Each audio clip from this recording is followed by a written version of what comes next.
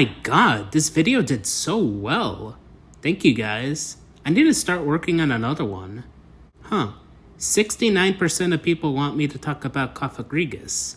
Nice. Well, I better get working on that video while the topic is still fresh on people's minds. Wait, didn't I do this bit already? Oh, how peculiar. Palafin is being retested for OU.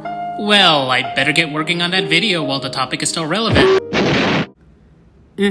Nobody will notice. Happy Valentine's Day, everyone. If you have a special someone, tell them that they're as good as gold, or my first impression of you is unforgettable, or I'm static when I think of you, or Kira might freeze me but thinking about you keeps me warm, or Ting-Lu might be number one but I love no one more than you.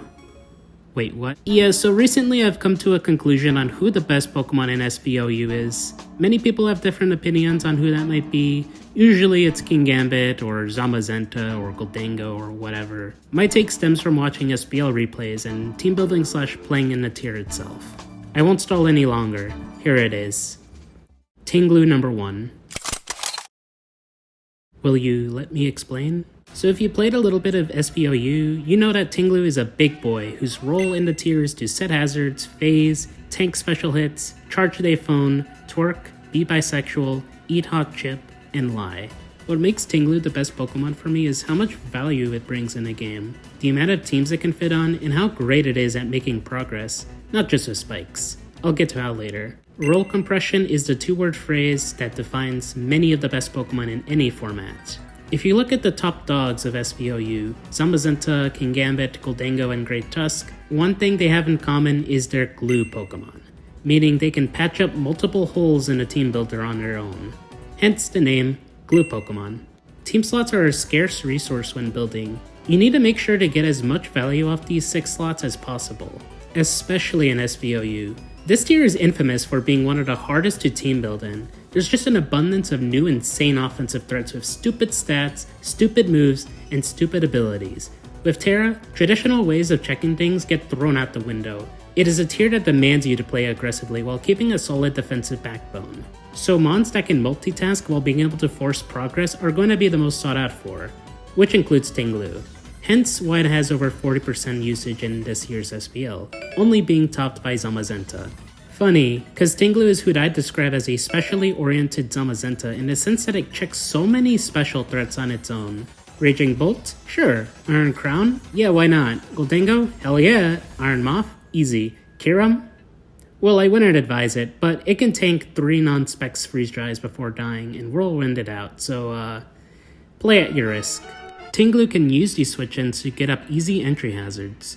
Just like Pop-Tarts, spikes in this tier are crazy good, but that's a given at this point. However, due to Pecharunt's rise in usage, it has only gotten easier to stack paper. Both Pecharunt and Ting-Lu form an excellent defensive core through covering each other's weaknesses. And if I'm being honest, slow balances would be as dead as Overwatch if these two didn't exist.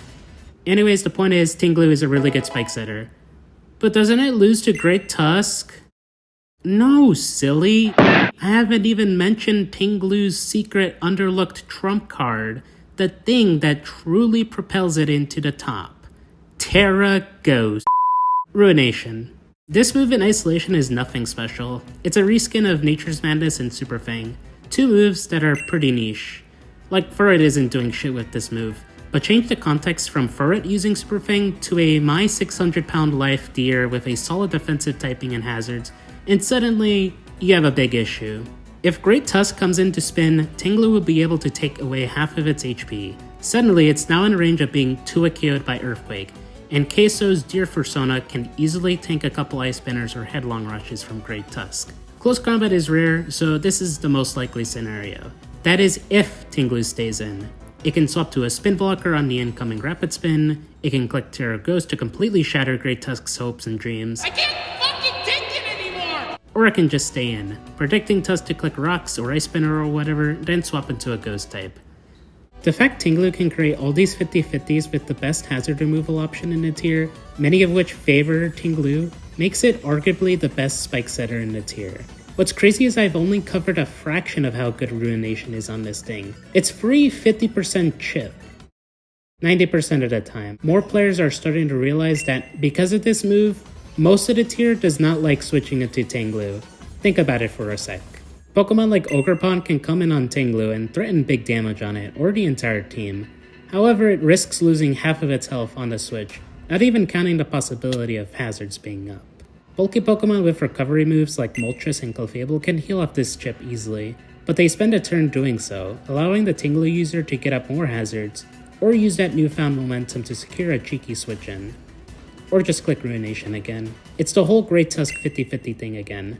You might be thinking, hey, what about Gliscor? It has infinite recovery, so it can heal off the chip damage done by Ruination without needing to spend a turn doing so. Yes, but also no.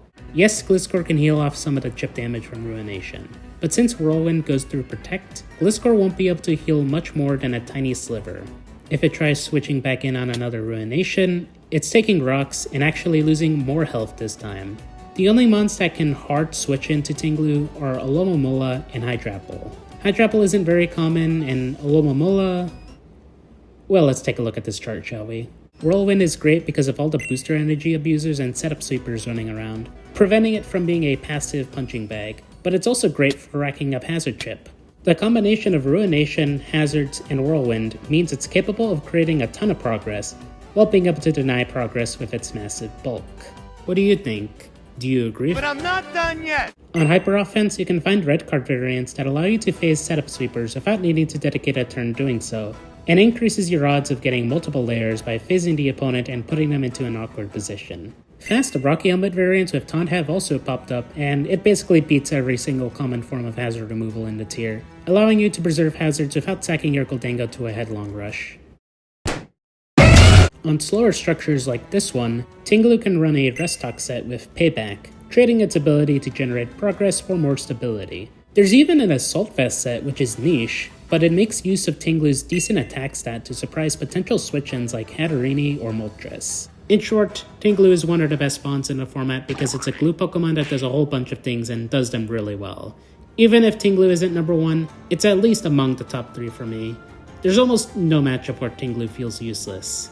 Sometimes we as a player base don't appreciate enough how important glue Pokemon are to a metagame. Love them or hate them, because I know a lot of you people hate Zamazenta, team building is incredibly stressful this generation, and it'd be chaos without them around. At times, it feels like there's no solution. Whenever us builders feel stuck, glue Pokemon are there to comfort us. They're all reliable. They ease the stress that goes into team building and allows for more creativity since you already have several boxes checked out. Call it lazy, call it being a square, but sometimes the best solutions are the simplest. What do you think? Do you agree with my take? Or does your top 3 look different from mine? The Kafagrigas video is coming soon, don't worry. Thank you for watching, and remember, the 3 words you must abide by are bull, bull, and bull. Touchdown! Ah! Ah!